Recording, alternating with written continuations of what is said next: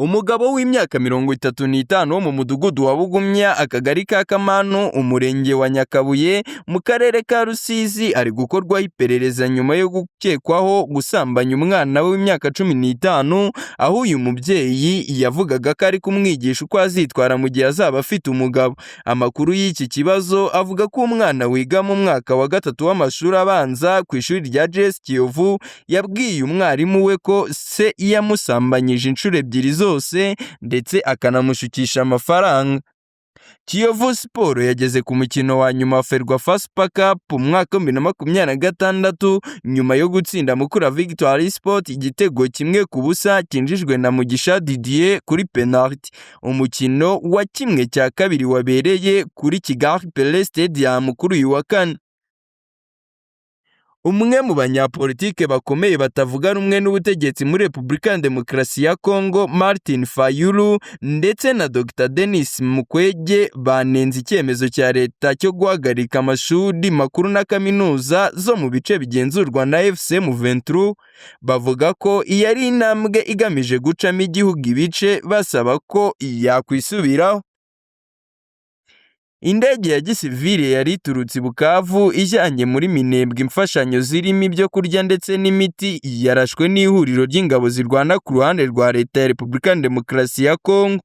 Umuvugizi w'ingabo z'umutwe twirwaneho zigenzura Minembwe, Colonel Rugabo Fidel, ko iriya ndege yarasiwe mu kirere mbere yo guhanuka igashyiga kongoka, kandi yavuze ko iriya ndege yari itwaye imizigo n'abaturage bake, nubwo kugeza ubu nta makuru arambuye y'abayiguyemo aramenyekana. Iri huriro ryamaganye ubushotoranyi bw'ingabo za leta zikomeje kurasa mu bice byiganjemo ibituwemo n'abaturage benshi.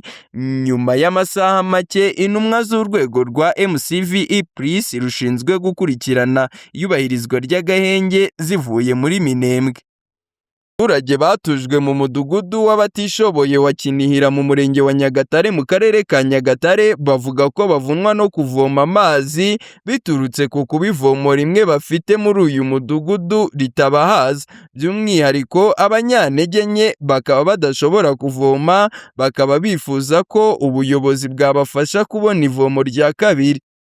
Abo baturage bagaragaza ko ubusanzwe aho batuye badakunze kubona amazi kuko aza rimwe na rimwe, bikaba ikibazo gikomeye kuba bafite ivomo rimwe babyiganiraho bose iyo amazi yaje. Ibyo bituma havoma umunyembaraga, abanyantege nke bakaba batabasha kubona amazi. Ni umudugudu kuri ubu utuwemo n'imiryango 62 igizwe n'abantu 184, aho basangira ivomo rimwe n'abaturanyi bo mu yindi midugudu nabo batarageza amazi mu ngo zabo.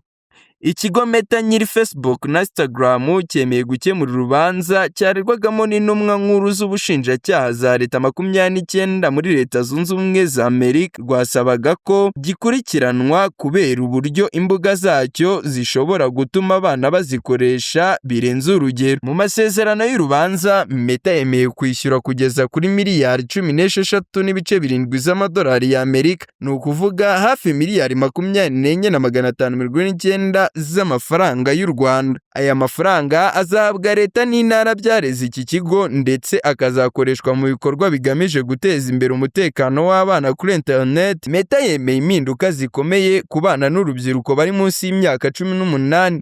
Muri izo mpinduka harimo kubashyiriraho amasaha abujijwe gukoresha imbuga hagati ya saa 6 z'ijoro na saa 12 za mu gitondo, igihe ntarengwa cy'amasaha 2 ku munsi, ndetse no guhagarika amatangazo mu masaha y'ishuri no kubibutsa kuruhuka nyuma ya buri minota 15 bamaze bari gukoresha uru rubuga.